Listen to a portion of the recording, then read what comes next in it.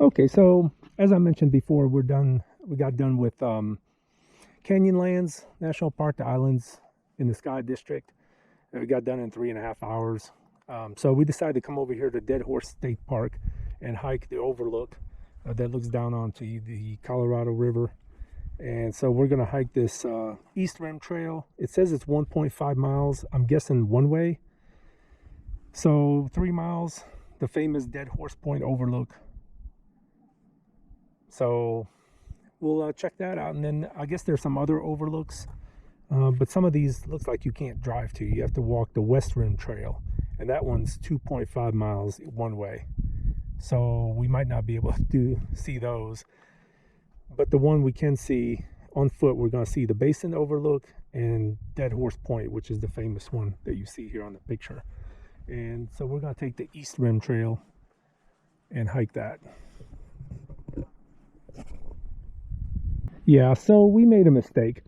So this nice paved path is the nature trail that just takes you in front of the visitor center. Nice view, but the East Rim Trail is right here. And it's not as nice as the paved. I thought, well, surely if it's that nice, it's going to be an easy hike. But it looks like it's going to be just rocks and gravel, which is fine. I can already feel the heat starting to kick up, and it's 8:45 in the morning.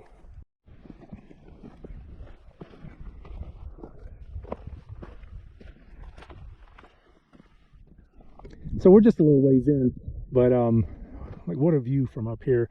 And this cool looking tree right here is called a Utah juniper. Almost looks like a Joshua tree, but not really.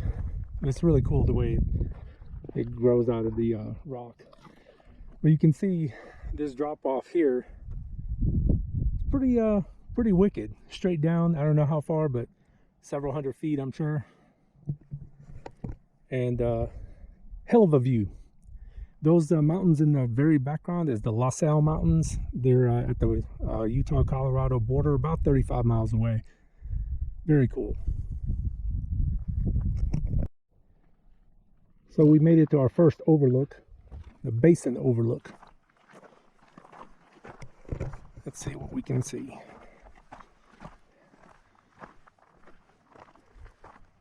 Not a whole lot unless you go down there. Let's go down and see what we can see.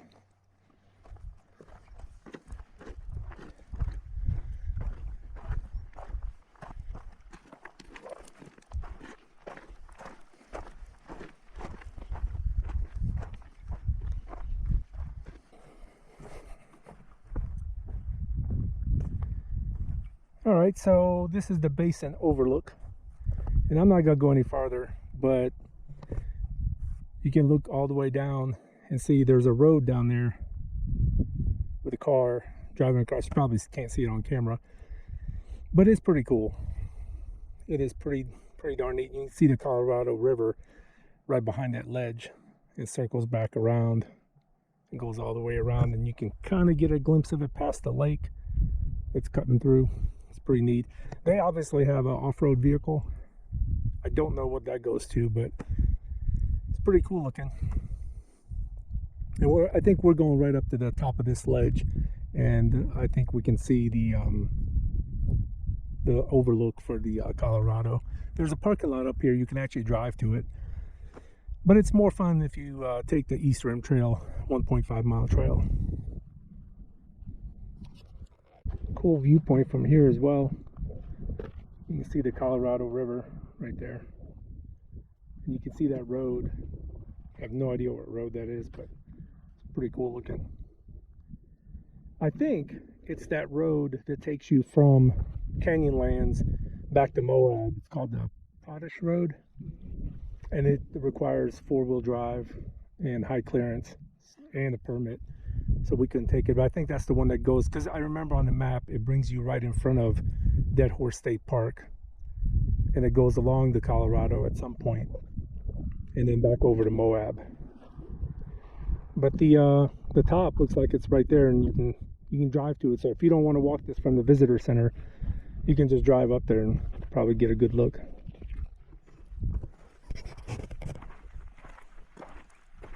So we got to the end of the trail, the East Rim Trail, and then the Overlook is up here 0.6 miles.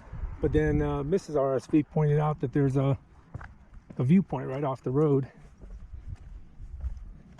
and you can actually drive up here and pull over. So let's go see what this is.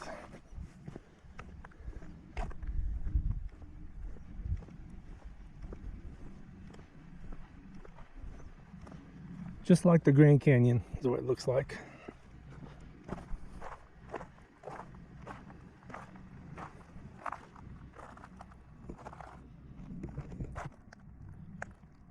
I'm not going to read this, but if you want to read it, just pause the video and take a look.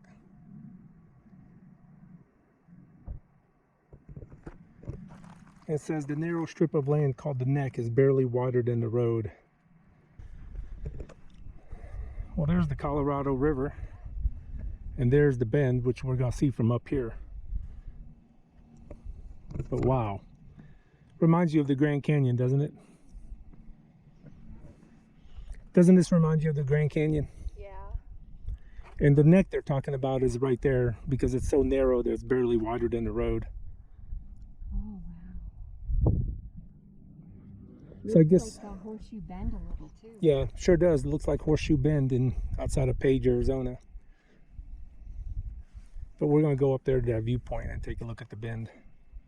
And you can see a car down there. I don't know if it shows up on camera, but right there on that road, there's a car driving. It's probably that same one that was on the other side. Finally made it to there. So there's a rim trail from back there at that viewpoint we're just at, marked by these yellow markings. And it takes you along the rim of the canyon all the way up to the point.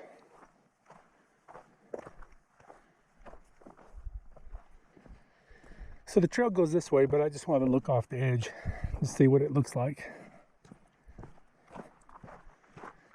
That viewpoint we were just at is right there where those cars are.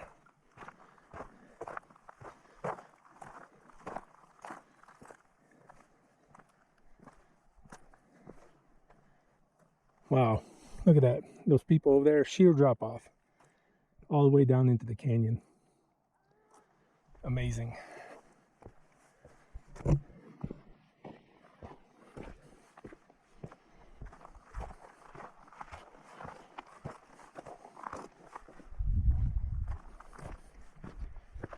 Pretty scary at the edge. Yeah, I bet it is. I'll let you tell me about it. The missus didn't want to go to the edge. It's pretty scary looking straight down. If you're afraid of heights, I don't recommend going to the edge. All right, so we arrived at the Overlook. There's actually one there where the parking lot takes you, but it's pretty cool. So from where the East and the West Rim Trail meet, there's a rim trail that's 0.6 miles.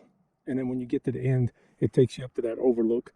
Or you can come over to the side here where we came. And you can see the Colorado River and the bend and the road down there. And you probably can't see it, but there's a car pulled over alongside the road overlooking the canyon down onto the Colorado. Very, very cool. Again, if you don't want to hike it, you can just drive up to the parking lot and walk up to that Overlook and see the view. But I recommend hiking it. I know Mrs. RSV4 disagrees with me because her legs are tired, sore. So anyway, that's the view. Come up and see it. It's amazing. Deadhorse State Park. So we walked up to the Overlook, Deadhorse Point Overlook. There's the missus. And this is what you see. You can see the Colorado Valley, the gorge, the Colorado coming around. Cool bend. And then I don't know if you can see it, but it goes behind that ridge, circles around, and winds up out through there. Really cool. There's the LaSalle Mountains at the border of Colorado. In Abajo, I think it's called. The mountain range, Abajo. I might be saying that wrong, but that's that one. 11,000 some feet. That one's 12,000, the highest peak. And it's right at the border. That's really cool. And then you can look straight down and see the drop off into the gorge. You can see the river, and there's a car down there. There's a couple cars. There's another one over there. that would be a cool road to drive, but you need high clearance 4x4 and you have to have a permit from the visitor center. Well, we decided to take the road back from Deadhorse Point back to the visitor center, and it was a faster hike, a couple little hills, but much faster. Mrs. RSV4, what did you think of Deadhorse State Park? It's very nice. Great views. And we got to see a rabbit. Yeah, we did see a rabbit. Jackrabbit. Some lizards. We have a lot of juniper trees. We got to hike through like a little juniper tree forest. Yeah, Utah juniper trees. Yeah. It was pretty cool. And $20 entrance fee again. No, they don't accept the National Parks Pass because this is a state park. So unless you have a state park pass, it's 20 bucks. I think it's well worth it. The East Rim Trail is really cool. We didn't do the West Rim, but I'm sure that's very nice. So next time we come back, we'll do the West Rim Trail. And on the West Rim Trail, there's a couple other overlooks. Hang on, there's a car coming.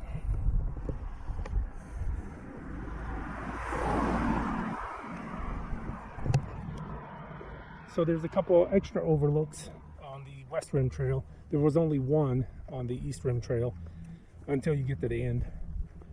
They have mountain bike rentals, except for July and August, and we're here in July, so Yeah, I'm not sure why. Maybe it's because it's really hot. I'm not sure. not a lot of people probably do it, but there is 17 miles of trails. Yeah, and there's easy, medium, intermediate, and hard trails. Hang on, another car.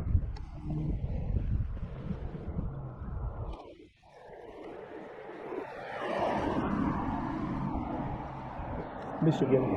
See that? Michigan. And they have the dealer manufactured plates, so those are definitely prototype cars.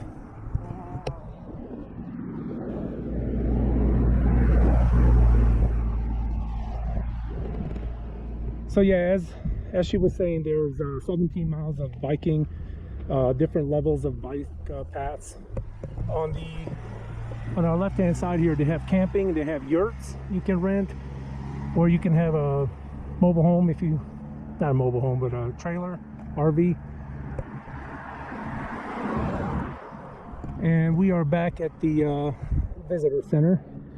Now we're gonna go get some lunch at another Thai place.